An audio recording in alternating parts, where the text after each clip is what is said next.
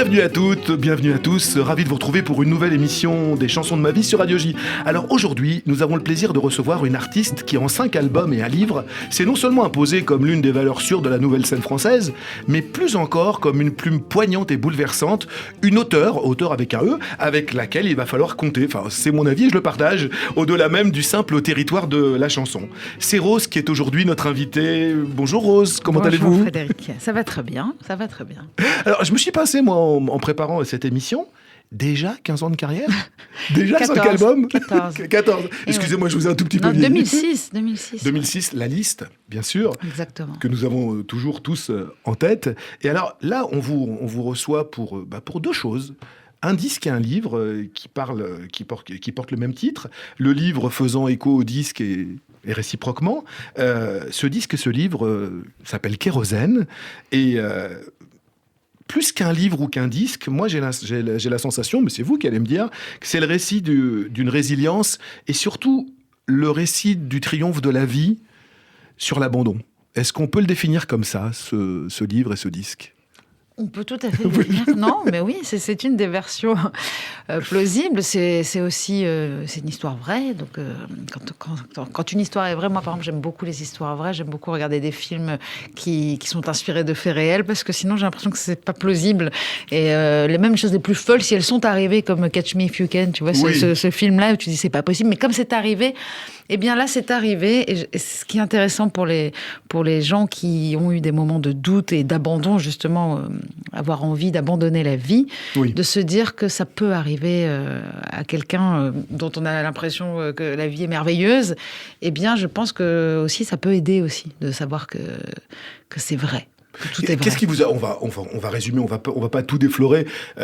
Vous le racontez, vous êtes au sommet de tous les hit parades, tout marche bien pour vous, et puis voilà, il y a une espèce d'addiction qui se déclenche, une addiction que vous ne connaissiez pas, qui fait certainement écho à des blessures qui étaient beaucoup plus enfouies, et vous vous retrouvez à un moment dans une espèce de grand désert.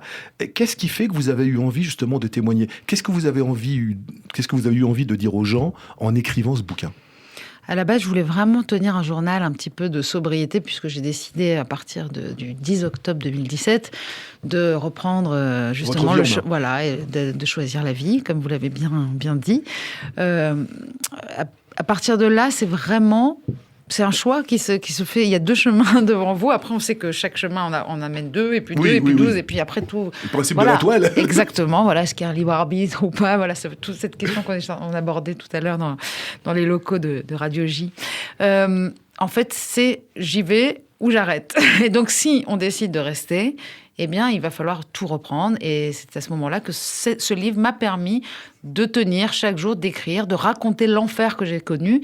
Parce que l'enfer aussi, il fallait que je l'éloigne de moi. Et surtout, il fallait que je me souvienne.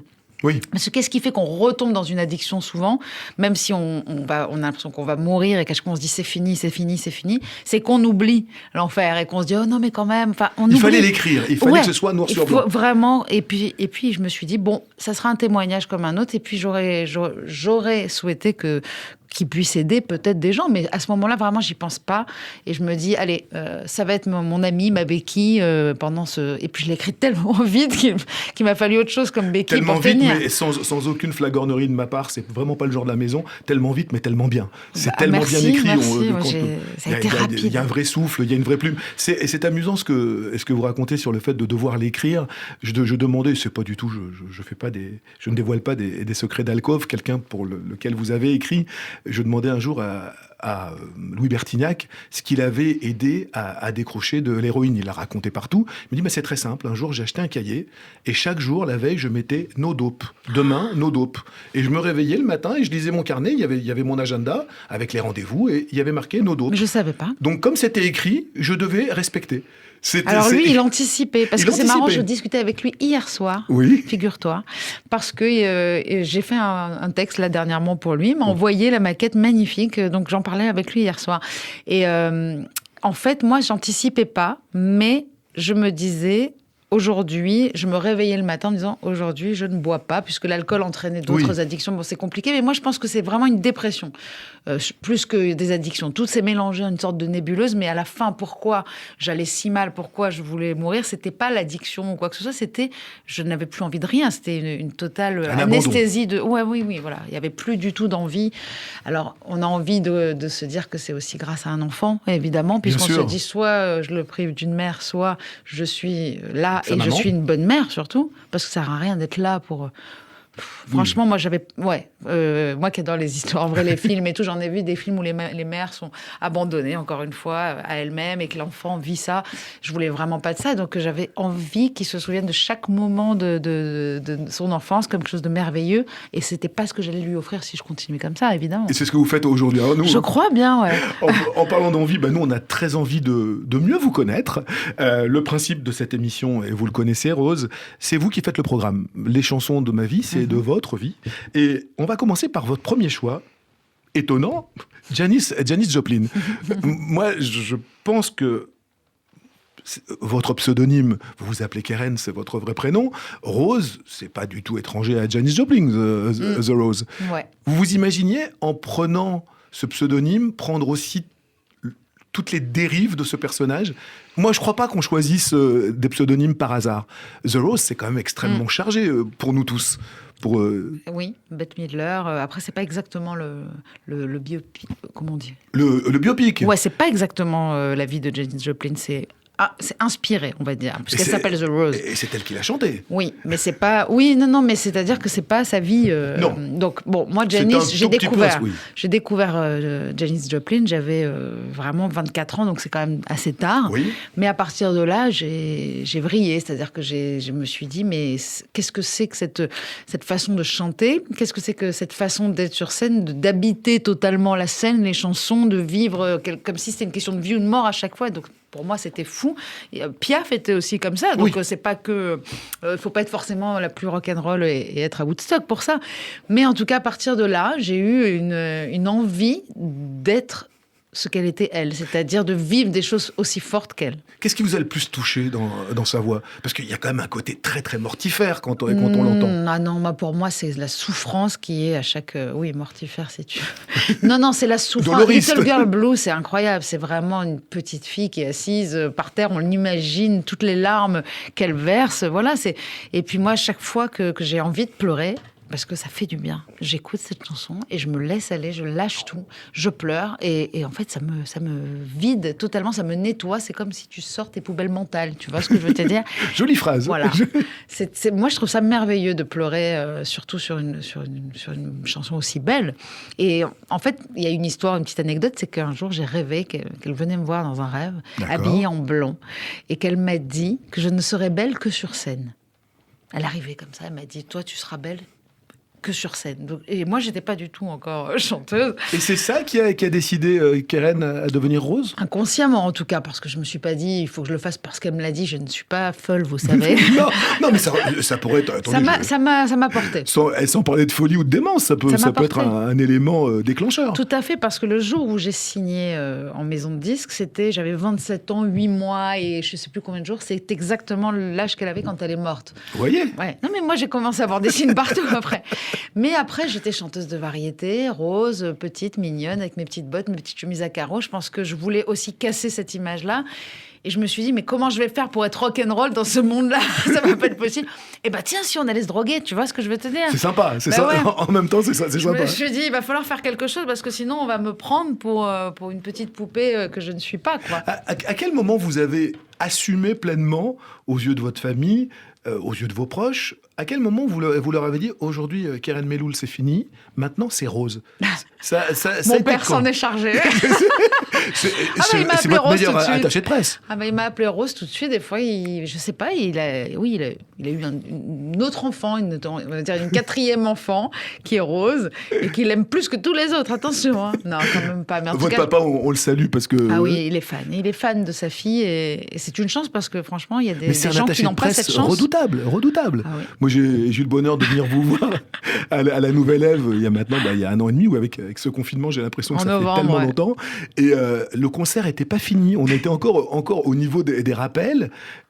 J'étais venu donc pour l'émission du matin, pour Télématin. Et vraiment, j'étais encore dans votre spectacle. Et je sens une main qui se met sur moi. Alors, ça vous a plu? Je n'ose pas imaginer, ça m'avait plu franchement, donc j'ai pas eu à jouer la comédie, mais je n'ose pas imaginer quelle aurait été sa réaction si j'avais eu le moindre doute. En fait, non, là je pense que je sortais directement, je pense que les marches, je les remontais 4 à 4. Du coup, je vais te raconter après l'anecdote qui ira avec une chanson qu'on a choisie. J'imagine celle de sur Alain Souchon. Exactement, tu vois de quoi je parlais, t'as vraiment lu le livre. Hein. Mais vraiment, ça c'est bien la moindre des choses. Janis Joplin, Little Girl Blue, le premier choix de Rose dans ses chansons de sa vie sur Radio J. Little Girl Blue, Janis Joplin, le choix de Rose dans notre émission Les chansons de ma vie sur Radio J. On va faire un petit retour en arrière. Vous en parliez tout de suite à 27 ans, donc vous signez votre premier contrat dans une maison de disques. 2006, l'explosion, la liste, cette chanson qu'on a, je pense qu'à moins d'avoir habité sur la planète Mars pendant 1 an et demi, on n'a pas pu passer à côté, et tant mieux, parce qu'en plus la chanson était vraiment chouette. Cette explosion médiatique, vous étiez institutrice, je crois, dans une boîte privée. Vous chantiez déjà beaucoup dans des boîtes et dans des bars. Ça se vit comment la première fois où on s'entend à la radio? Ah, c'est fou, vraiment fou, parce que je me souviens qu'on avait fini d'enregistrer l'album, il était prêt, donc c'était avant l'été, et là... éternité pour nous, on nous dit qu'il sort en octobre. Je dis on parce que c'est moi, ma meilleure amie Johanna, qui est ma manageuse à ce moment-là et qui a tout fait avec moi. Qui vous a porté... Voilà. Et là, on se dit comment on va patienter tout l'été, attendre cette... Enfin, pour nous, c'était pas possible. On se dit mais pourquoi? Et on nous dit qu'en plus, il commence à rentrer en playlist dans des radios. Voilà, on nous cite quelques radios. Et là, on passe l'été dans sa voiture à changer de radio, comme ça, à attendre. À écouter. Voilà, à essayer de tomber dessus. Et le jour où on tombe dessus, je sais pas, les hurlements, j'aurais aimé qu'on s'enregistre à ce moment-là, mais je pense qu'on vit moi, aujourd'hui, je peux le dire, c'est un des plus beaux moments de ma vie. Voilà. Où on pleure de joie, où on hurle, on se dit, mais c'est concret, c'est là, c'est pas possible. C'est moi, Keren, qui suis en train de passer dans une radio où les gens sont en train d'entendre ça. Formidable. Et à partir de là, on a cessé de l'entendre. Ça a commencé à passer. Après, c'était même plus drôle le jour du c'est bon, là, ça y est. Qu'est-ce qui a été le facteur déclencheur? Il y a eu un programmateur en particulier? Il y a un artiste qui vous a... Il y a des radios qui nous ont vraiment aidés, c'est-à-dire ça passait en boucle. Je ne sais pas si on peut citer des radios. Bien sûr, moi, oui, non, enfin, en tout cas, sur des à radios, ce moment-là, c'était France Bleu vraiment. Concurrente et néanmoins amie. Et néanmoins amie, exactement. Et puis non, c'était surtout, il y a eu un concours de circonstances à un moment donné. Je pense d'abord c'était le bon moment, la bonne chanson. J'avais le bon âge. Les gens attendaient ça. Ouais, mais c'est-à-dire qu'il y avait Carla Bruni qui avait sorti son disque un peu avant et les gens aimaient ça. Il y avait Nora Jones, les gens aimaient la folk. Oui. Et les filles avec des guitares. Donc tout ça c'était cool. Et en plus, il se trouve que je fais un taratata plus une fête de la chanson française. Enfin, tout au même moment. Oui. Et soudainement, on peut plus... en fait, c'est boule de neige, c'est le fameux cercle vertueux et qui s'inverse évidemment en temps de crise. Quand on vous voit plus, on vous veut plus, on vous veut plus, on vous appelle plus, on n'appelle plus, on te veut plus. Le festival des portes fermées, le festival des portes ouvertes. Voilà, là, c'était toutes les fenêtres, toutes les portes, tout était ouvert. Au quotidien, on marche sur un petit nuage le matin quand on se lève? C'est vrai que, en fait, ce que je me rends compte quand ça marche moins bien, que le fameux le bonheur on se rend compte du bonheur au bruit qu'il fait en partant. Oui. C'est-à-dire qu'en fait, on oublie que c'est magique quand même d'avoir autant de bonnes nouvelles tous les jours. On vous appelle, on dit t'es invité là, tu vas là, tes disques d'or, tes disques de platine. En fait, on n'arrêtait pas d'avoir des bonnes nouvelles et on n'arrêtait pas de fêter des choses, ce qui a causé pas mal de problèmes après parce qu'on fêtait beaucoup. Mais c'est vrai que quand on fête moins, on se rend compte quand même à quel point c'est laborieux quand on doit travailler dur et que c'est compliqué, alors que là, on a l'impression que tout tombe du ciel. Donc oui, c'est vraiment un petit nuage parce que c'est magique. Et moi, je ne suis pas du tout rancunière ou comment dire, j'ai pas de regret, j'ai pas l'impression d'amertume par rapport au fait que quand ça marche ou quand ça marche pas. Je trouve ça déjà, j'ai vraiment une reconnaissance inouïe, éternelle par rapport à ce succès-là. C'est déjà merveilleux de l'avoir connu, en fait. Mais vous aviez conscience de la rareté de ce moment, à ce moment-là, où ça vous semblait normal? Ouais, en fait, c'est vrai qu'on était un peu... Anesthésié. Ouais, et c'est pire que ça, c'est quand on a signé en maison de disque avec Johanna, on était là on disait on va vendre 1 million. Donc pour nous, on s'est dit... Vous n'avez pas été très très loin. Hein. Moi, on n'était pas loin, les 700 000. Hein, c'est énorme. Mais je sais pas, on était naïve. On était sûrs que ça allait marcher. Mais elle est sûre de ça depuis la fac où j'écris des chansons. Bien sûr. Et déjà, mes chansons les chansons que je faisais à la fac, elles n'étaient même pas sur cet album-là. C'est-à-dire, pour te dire, elles étaient pour moi bien en dessous. Johanna, on va rappeler pour nos auditeurs, c'est votre copine de fac, vous êtes en fac de droit. Elle fait plutôt la fac sérieusement, vous un petit peu moins sérieusement. Un peu moins.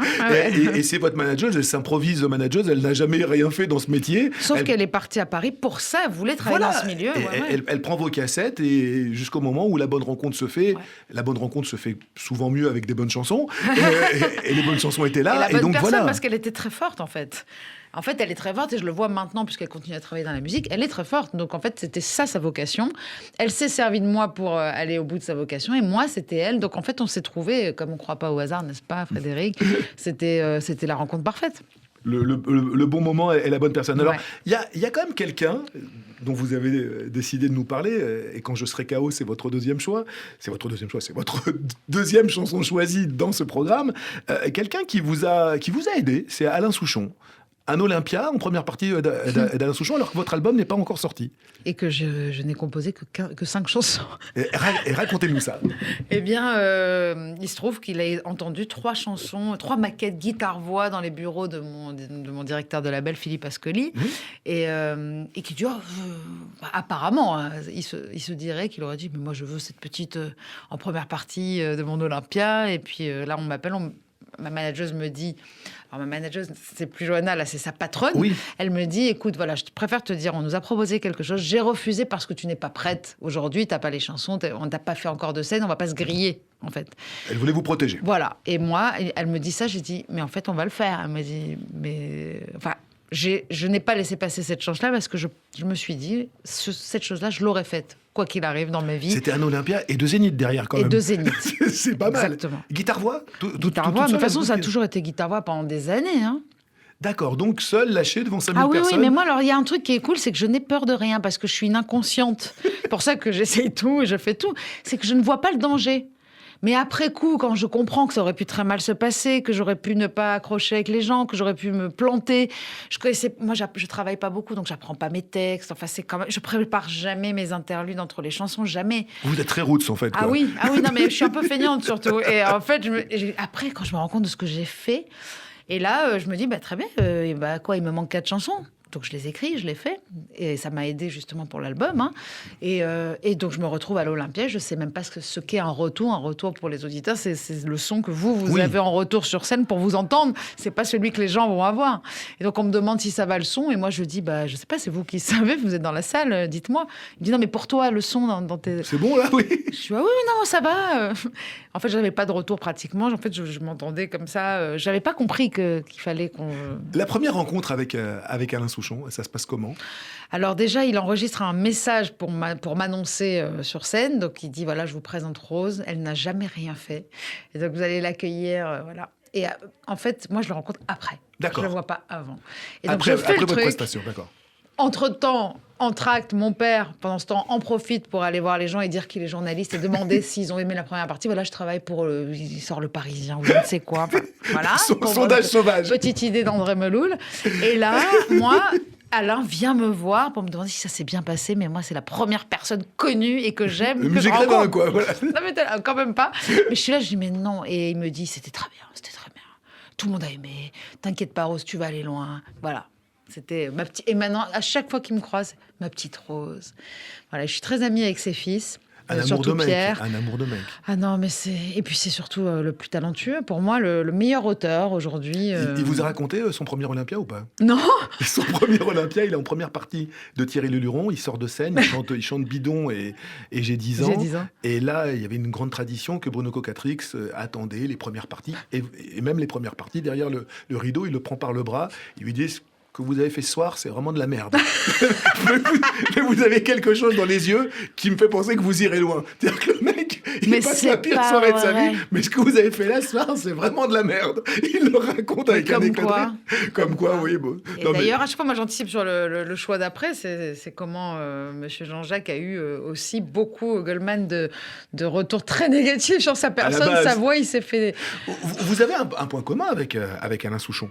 Vous n'hésitez pas à chanter vos failles, à chanter vos faiblesses.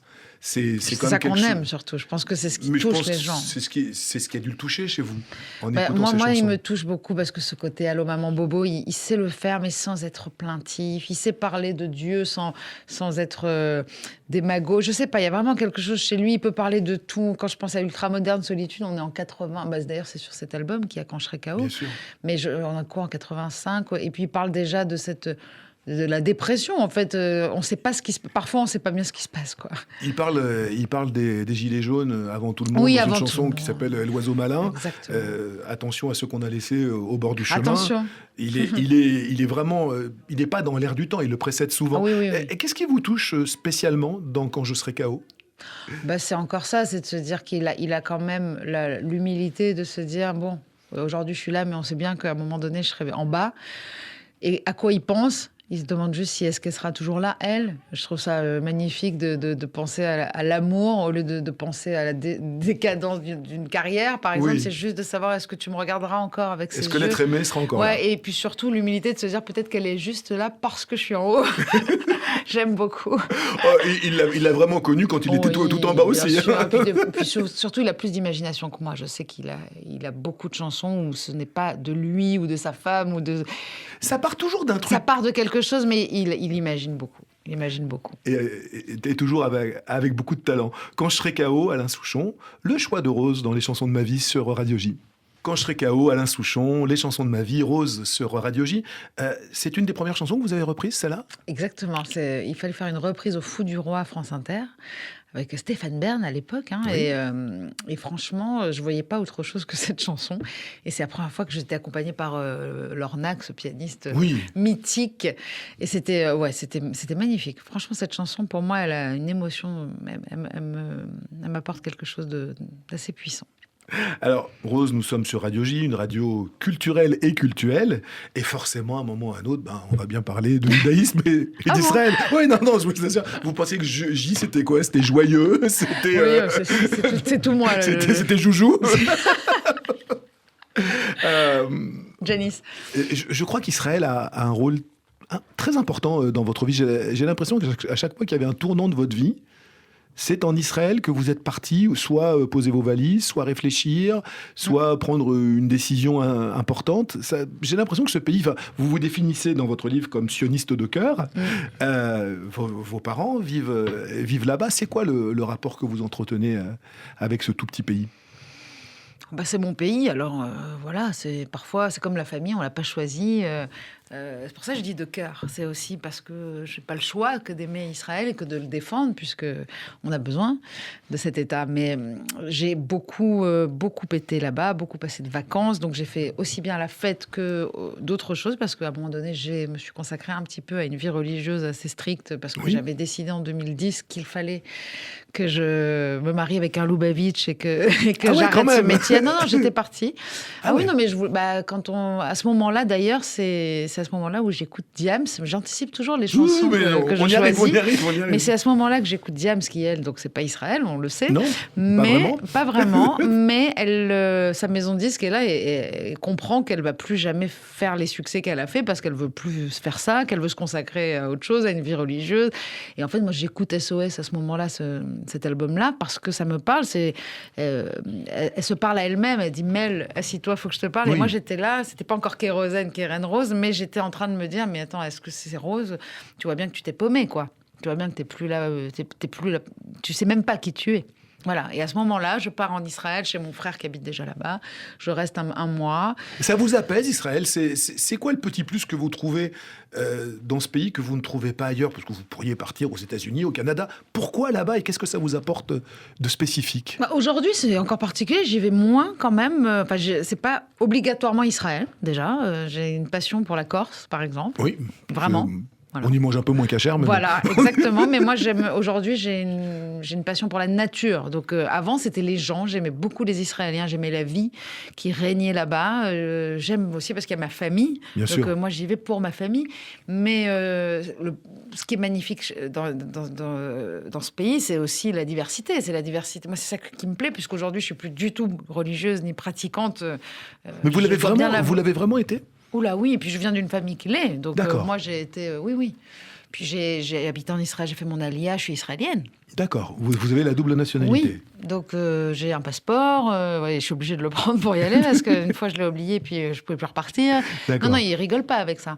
Non, j'aime la langue, j'adore parler hébreu, c'est-à-dire que je ne parle pas très bien, mais je veux dire, dès que je peux parler hébreu, je parle hébreu. Si j'entends que quelqu'un parle hébreu, je dirais que j'y vais. Mais cette découverte d'Israël, elle s'est faite à quel âge? Parce que vous êtes né en France. Parce que j'étais dans des mouvements de jeunesse sionistes, oui. D'accord, donc c'est pas... oui. D'accord. Non, j'étais très, très sioniste, et puis j'étais avec un homme, à cette époque-là, à 17 ans, j'étais amoureuse de quelqu'un qui l'était, qui est parti habiter aussi. Et aujourd'hui, moi, ce que j'aime, c'est la nature en Israël. Donc on va camper dans des endroits déserts. Enfin, ce que j'aime, c'est retrouver, comme avec la Corse d'ailleurs, c'est cette diversité des paysages aussi, plus que des gens maintenant. C'est-à-dire qu'on peut aller les décors dans des chutes originels. Oui, voilà, c'est ça, les chutes d'eau, la mer, il y a tout est là.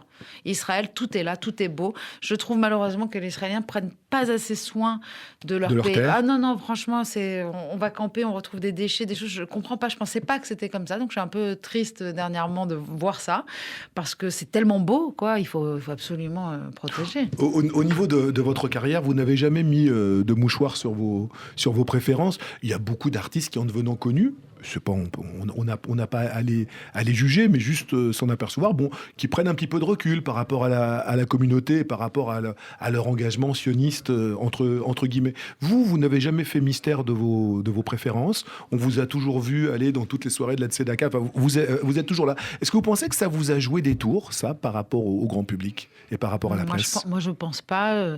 Je suis toujours assez insouciante et naïve. Non, mais même en plus, il y a plein de choses quand on me parle d'être une femme qui est compliquée ou d'être juive en France et tout ça. J'avoue que moi, je n'ai pas ressenti ni la difficulté d'être une femme, ni la difficulté d'être juive. J'ai toujours l'impression que ça m'a plutôt même servi, que les gens... Et puis parce que aussi, je suis extrêmement ouverte. Je ne pense pas aujourd'hui qu'Israël doive, pour moi, être devant tous mes parents. Par exemple, ils aiment Trump parce que Trump est pro-israélien. Oui. Moi, je ne peux pas faire ça.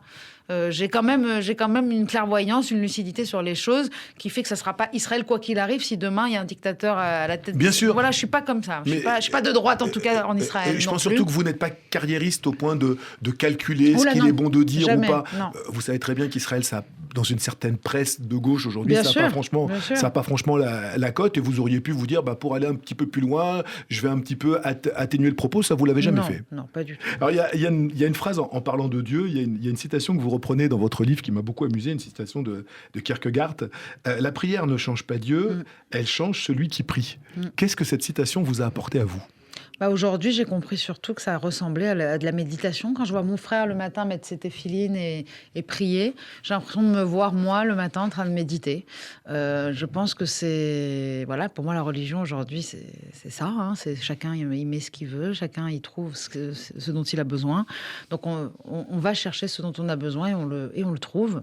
Et autant, moi, je suis partie, je pourrais être en Inde aujourd'hui, dans un ashram, et autant, je sais que ça ressemble tout à fait à ce que les gens vivent quand ils font teshuva, quand ils trouvent la foi. Moi, j'ai voulu avoir la foi quand j'ai essayé d'aller dans la pratique et tout ça. Et moi, ça a été l'effet inverse. Je n'ai pas trouvé Dieu. Je ne l'ai pas trouvé. Celui-là, en tout cas, celui de la Torah.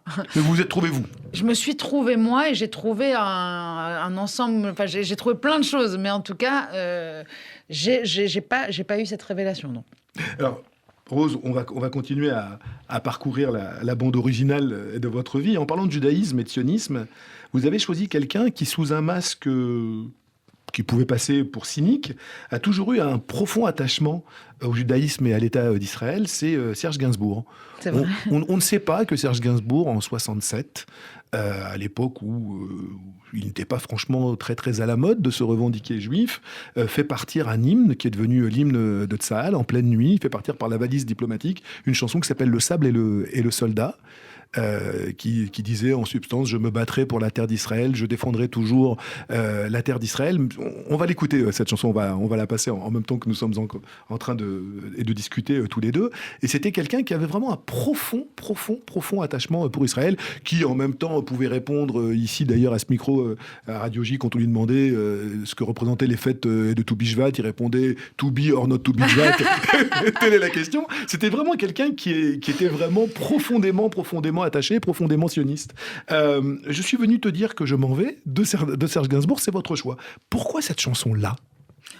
Si on doit raconter sa vie en chanson, moi je suis obligée de penser à mon père quand même, qui m'a donné le goût de la musique et qui mettait ses vinyles, voilà. Et vu de l'extérieur, c'est un des albums qu'il a le plus écouté, je crois, en français, parce qu'il n'était pas culture française. Mon père, il écoutait vraiment pas Goldman, Berger, c'est pas du tout sa culture, ça. Par contre, Gainsbourg, ça oui. Il y a une très jolie phrase, il y en a beaucoup d'autres, mais il y a une très jolie phrase sur votre papa dans votre livre. Vous dites qu'il vous a appris la guitare en langue paternelle. C'est ça, parce que je regrette que ma maman ne m'ait pas appris l'italien, qui est sa langue maternelle. Elle est italienne, donc je l'ai entendu toute ma vie. J'ai l'impression que je peux le parler, mais il n'y a pas un mot qui sort. Et votre papa, je comprends tout. Et mon père, lui, sa langue, c'est la guitare, et il me l'a apprise. Et il nous l'a apprise à tous les trois, mon frère, ma sœur et moi. Et le Gainsbourg aussi, donc. Et Gainsbourg, c'est un des seuls chanteurs français qui plaît à mon père, parce que en fait, c'est la musique et qu'il y a un son incroyable. Personne n'a jamais fait ce son de Marie-Lou, de Vue de l'extérieur. Il y a des albums qui ont des sons incroyables.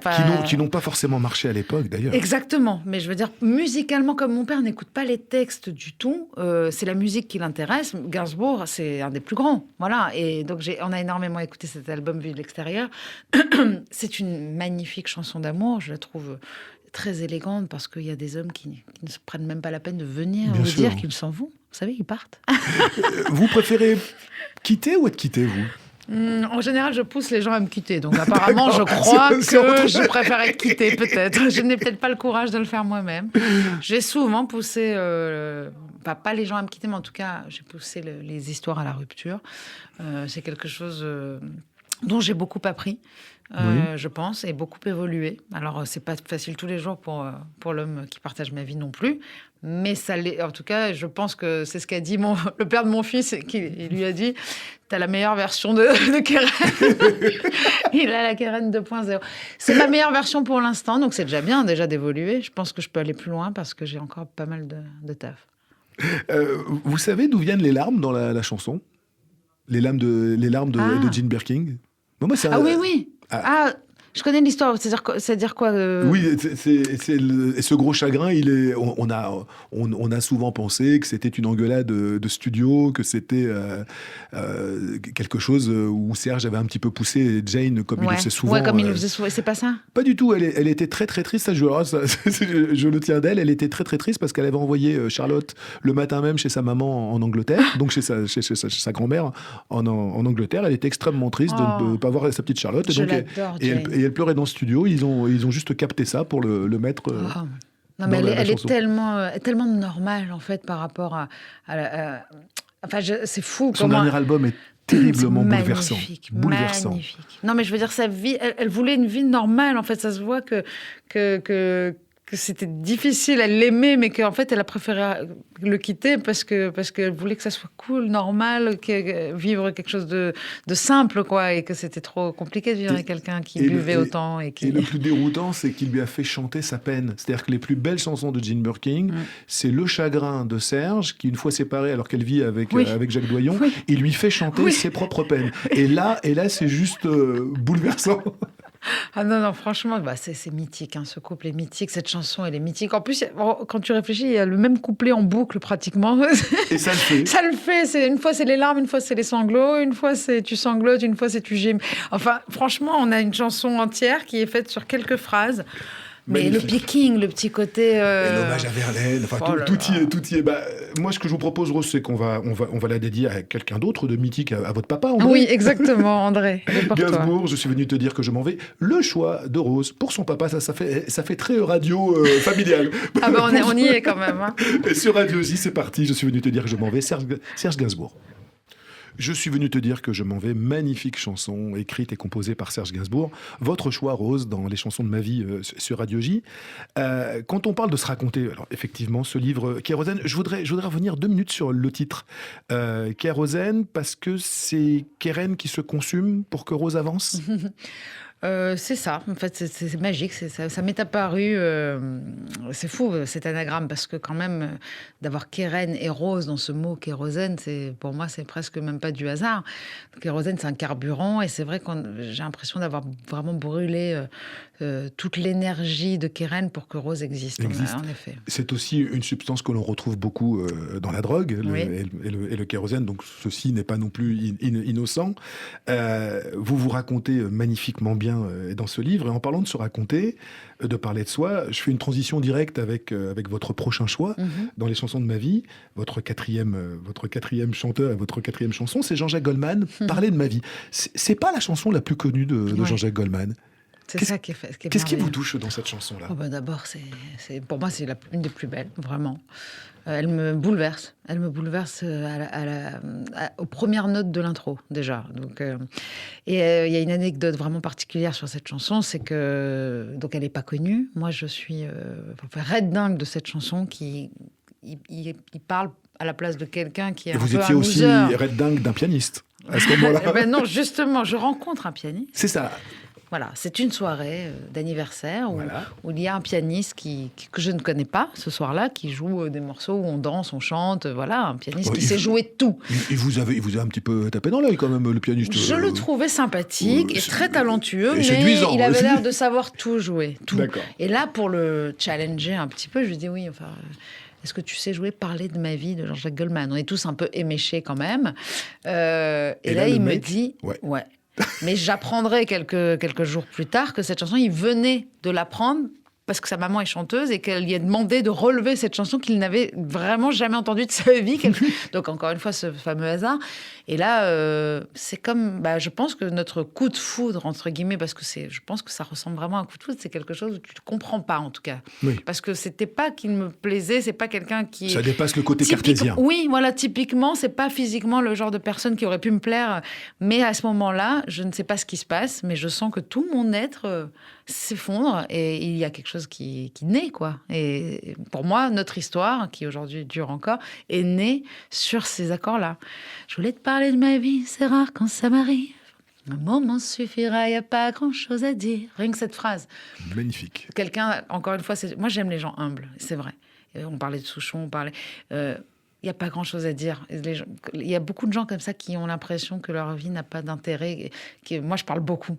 Moi, j'ai toujours l'impression que ce que je vais raconter, ça va intéresser les gens. Je manque d'humilité, ouais. Voilà, c'est ça le truc. Je ne sais pas si on peut dire ça. Moi, ça me touche les gens qui n'osent pas parler, qui n'osent pas dire je te raconte pas hier ce qui s'est passé parce qu'ils sont sûrs que ça va pas intéresser. Ces gens-là, ils me touchent profondément. Parce que moi, je vais raconter. Pourquoi ? Parce qu'ils sont résignés déjà ? Oui, ils ont peur. Ils ont peur que les gens, ça les fatigue d'avance. Ils ont peur de ne pas intéresser les gens. Mais c'est de lui dont il parle, Goldman, dans cette chanson. Je sais pas. Il y a quand même beaucoup de lui. Il y a toujours de lui, mais je veux dire, il parle de has-been avant d'avoir été, c'est un peu dur. Je ne pense pas que ça soit lui. Dans le clip, il parle à un gamin. Si, avec son recul et avec son humour, il aurait pu tout à fait dire ça à l'époque. Et il parle à un gamin. Vous vous racontez beaucoup à votre fils. Vous lui parlez beaucoup. Trop. Mais de toute façon, je parle trop de base. C'est ce que j'essaie d'apprendre à faire moins. Mais mon fils, en fait, on me dit que c'est trop, parfois. Je pense que je lui cache rien. Il me pose des questions, je réponds, parce qu'en ce moment, il parle beaucoup de la mort. Et moi, j'ai une vision assez bouddhiste de tout ça. Et j'ai l'impression que la mort n'est pas la mort. J'ai toujours eu ça. J'ai l'impression que les gens restent dans le cœur, que c'est pas fini, que... Voilà. Donc leur souvenir est là, ils sont vivants. Oui, pour moi, je lui explique que dans des civilisations, on fait des fêtes quand les gens meurent, que c'est pas un effondrement, c'est pas une fin, voilà. Et donc on parle et je lui dis des choses, je dis voilà, moi si je meurs demain, je dis on peut pas savoir, on nous a rien promis. Je comprends pas les gens qui disent il est parti trop tôt, par exemple.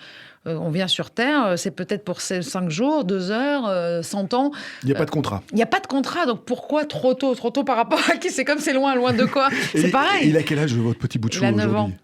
C'est peut-être un peu compliqué pour lui de... Oui, mais j'essaie juste de lui dire que pour moi, il n'y a pas de drame dans le fait de disparaître et que si on arrive à garder dans nos cœurs les gens, on ne sera jamais triste. C'est important. Alors, vous nous parliez de cette chanson et de Jean-Jacques Goldman. Quand à votre tour, on vous dit qu'une de vos chansons, je pense à La Liste, je pense à L'arme à paillettes, et puis Juin, et lorsqu'on vous dit que ces chansons-là ont marqué la vie des gens, lorsque des gens viennent vous dire « je me suis marié sur votre chanson, j'ai fait un gosse », qu'est-ce que vous ressentez à votre tour, puisque vous avez été fan avant d'être chanteuse? C'est vrai que tu as cité L'arme à paillettes, et c'est moins celle-ci parce que c'est une chanson qui fait danser. Oui. Mais c'est vrai qu'on est beaucoup venu, on m'a beaucoup écrit pour me demander par exemple la bande-son de Ciao Bella, parce que les gens voulaient le la grand-père. mettre.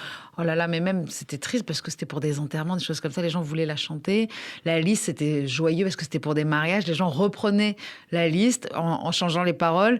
Le nombre de personnes qui m'ont écrit, qui se sont mariées sur la liste ou qui ont quitté un grand-père ou une grand-mère sur Ciao Bella, j'ai l'impression d'avoir participé à des moments très très forts de vie, oui. Est-ce qu'on se sent une responsabilité quand on décore la vie des gens de cette manière-là? Parce que, en fait, vous êtes une décoratrice de vie.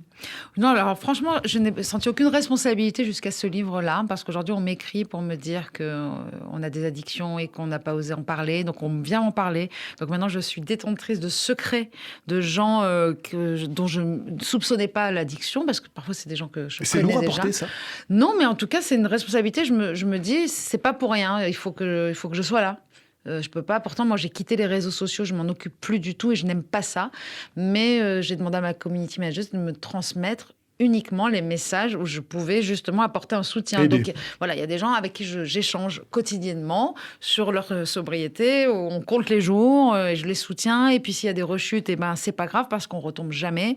Et j'essaye d'expliquer que c'est un chemin et qu'il y a des gens pour qui la vie elle est plus difficile que d'autres. On doit toujours se battre. Moi, je dois toujours me battre. C'est votre manière de rendre à la vie ce qu'elle vous a donné, justement, et d'aider ces gens, d'aider ces anonymes qui vous font confiance aujourd'hui? C'est un moyen en tout cas, de me sentir utile, parce que moi, je supportais plus cette vie sans sens. Voilà.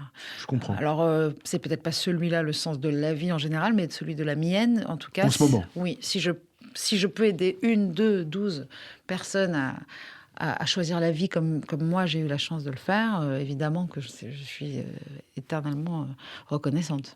Alors Rose, nous allons écouter Jean-Jacques Goldman qui n'enregistre plus mais qui écrit toujours pour les autres. Ça, c'est aussi un sport dans lequel vous aimez exceller, écrire pour les autres. J'aimerais le faire plus, hein.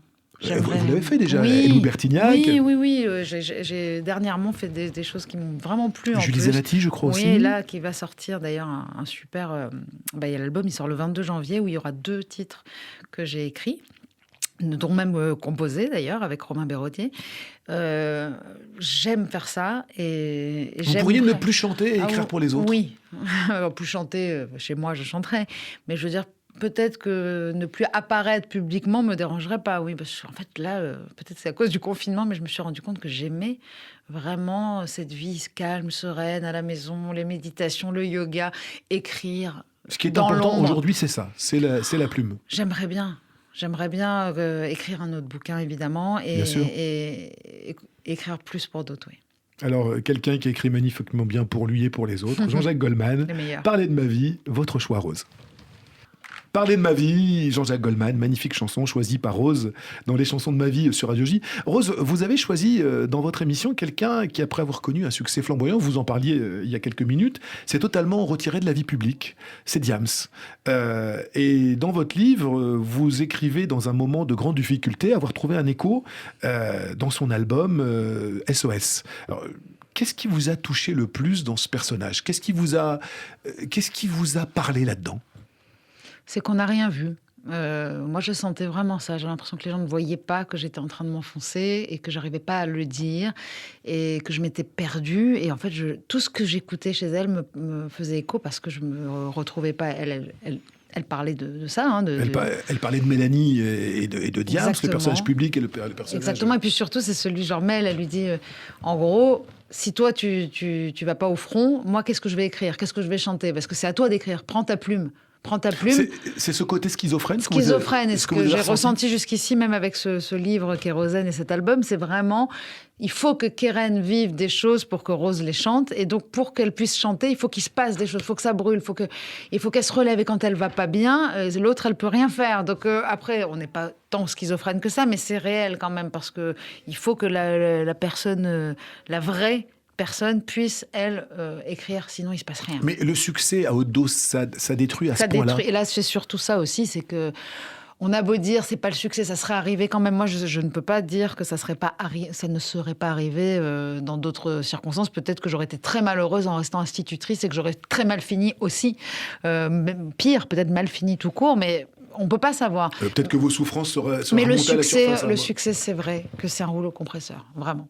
Parce que on vous reconnaît dans la rue, vous êtes en représentation, il y a l'argent. Alors l'argent, ça c'est quand même quelque chose. Hein. Qui change beaucoup. Oui, parce qu'on achète, en fait on est dans la possession, on est dans les achats compulsifs, on va dans des magasins, on revient avec des sacs, et du coup il nous faut des placards, du coup il nous faut des maisons. Non mais c'est vrai, et je me rends compte aujourd'hui par la force des choses, j'étais obligée de revenir à quelque chose de plus simple. Eh ben, je me rends compte que oui, l'argent ne fait pas le bonheur. Et ça dépend comment on l'utilise. Moi, je préfère aujourd'hui faire des choses avec de l'argent plutôt que posséder, par exemple. Alors qu'au tout début, quand on découvre l'argent et le succès, tout ce qu'on veut, c'est posséder des choses, acheter. Et ça rend extrêmement malheureux. Vous êtes définitivement beaucoup plus heureuse dans cette vie-là aujourd'hui que vous ne l'avez été ? Tout à fait, mais après, je souhaiterais pouvoir refaire quelque chose avec de l'argent et je saurais mieux le faire. Donc, mais vous ne vivrez plus jamais les choses. Non. Vous dites dans votre livre, si c'était à défaire, je déferais tout pareil. Si c'était à refaire, je déferais tout pareil. Oui, non, je ne regrette rien parce que tout ça, j'ai beaucoup plus appris de mes échecs que de mon succès. Donc, évidemment, à chaque échec, j'ai dû apprendre quelque chose. C'est des leçons de vie. Et dans cet album-là, Mel, Diams, elle énumère ses échecs, tout ce qu'elle a raté. Et puis, à la fin, moi, j'étais pas allée encore à l'hôpital. J'avais pas encore pris des cachets. Oui. Elle parle de cachets au fond d'un gobelet. Elle a été en dépression sévère. Moi, en fait, pourquoi ça m'a touchée ? C'est que je comprenais pas pourquoi ça me touchait autant. Je ne savais pas que j'étais en train de sombrer et que j'étais vraiment en dépression. Ça faisait sourdement écho en c'était 10 ans après que j'ai fini dans un hôpital pour régler tout ça. Alors justement, tout ça maintenant est loin, et nous le disions en débutant cette émission, votre livre c'est avant tout le récit, le combat de la victoire sur la vie. Avec le recul, cette force qui vous a aidé à vous en sortir, cette force qui vous a aidé à gagner, elle vient d'où ?